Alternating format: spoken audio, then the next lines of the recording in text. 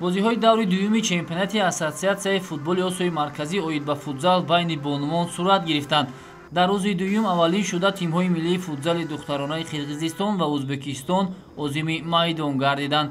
бозӣ бо пирӯзии бузурги футзалбозони ӯзбекистонӣ ба анҷом расид. дар ин дидор хубони футболбози ӯзбекистонӣ ба дарвозаи ҳамтоёни худ аз қирғизистон 11 голи беҷавоб заданд. футзалбозони мунтахаби ӯзбекистон аз дақиқаҳои аввали бозӣ пешсаф шуданд. ҳисоб дар дақиқаи шашум кушода шуд. муаллифи гол Мафтуна Шоимова гардид. баъд аз 2 дақиқа Мадина Ҳикматова бартарии дастаашро дучанд кард. дар охири қисмати аввали вохӯрӣ Нозимахон Эргашева ва Нилуфар Қудратова муаллифи голҳои навбатии мунтахабашон гардиданд.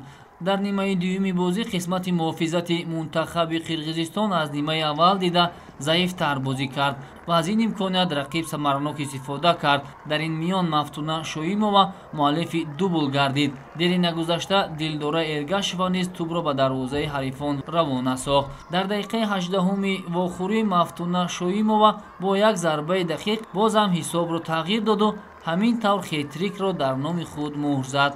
дар идомаи бозӣ Эъзоза Шарифова ва Дилдора Эргашова боз бо зарбаҳои худ хатти дарвозаи мунтахаби футзали бонувони Қирғизистонро рахна сохта, бадин тартиб мунтахаби Ӯзбекистон бар тими миллии Қирғизистон бо ҳисоби калони 11-0 ғалаба карда аввалин пирӯзии худро дар мусобиқаи Кафа ба даст овард. ёдовар мешавем ки тими миллии футзали занонаи Ӯзбекистон дар даври аввал аз Эрон шикаст хӯрда буд.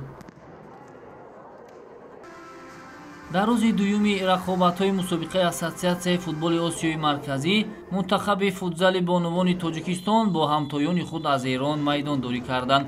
тими миллии футзали занонаи Эрон яке аз беҳтарин дастаҳои мунтахаб дар минтақа маҳсуб мешавад ва дар ин вохӯрӣ низ яке аз муддаёни асосӣ барои пирӯзӣ гуфта мешуд.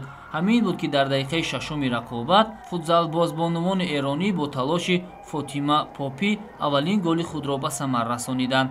дар фурсату фосилаи 2 дақиқа мунтахаби Тоҷикистон ба дарвозааш 2 гол сар дод. маротибаи дуюм аз ҳайати тими миллии футзали занонаи Эрон Фаришта Хусравӣ голзанӣ кард. дар дақиқаи 9-уми рақобат Фаришта Каримӣ низ аз ҳайати дастаи мунтахаби футзали занонаи Эрон муаллифи гол гашт. дар дақиқаи 16-уми рақобат баъд аз зарбаи Маҳша Алимададӣ ҳисоб боз тағйир ёфт. дар поёни нимаи аввали нерӯсанҷӣ бозингари мунтахаби футзали Тоҷикистон Нисо Абдуллоева бидуни интизор тӯбро ба дарвозаи хеш ворид карду худ голро ба қайд гирифт. ҳамин тавр нимаи аввали бозӣ миёни мунтахабҳои футзали занонаи Тоҷикистон ва Эрон бо ҳисоби 5-0 ба суди футзалбозбонувони эронӣ хатм шуд. дар нимаи дуюми нерӯсанҷӣ низ бозингарони мунтахаби футзали занонаи Эрон ҳуҷумҳои худро бозам бештар намуда ба задани голҳои зиёд мушарраф шуданд. футболбозбонувони эронӣ ба монанди Сороҳ Ширбегӣ, Саҳар Попӣ, Фаришта Каримӣ ва Фаришта Хусравӣ ба задани боз 2 голии дигар мушарраф шуда ин футзалбозон дар ҷараёни вохӯрӣ дублро дар номи худ муҳр заданд ва дар маҷмӯъ мунтахаби футзали занонаи Эрон бо ҳисоби бузурги 12-0 бар тими миллии футзали занонаи Тоҷикистон ғолиб омад. ҳамакнун дар даври сеюми рақобатҳои мусобиқаи Кафа 2022 мунтахаби футзали занонаи Тоҷикистон бо ҳамтоёни худ аз Ӯзбекистон ба майдон хоҳанд баромад.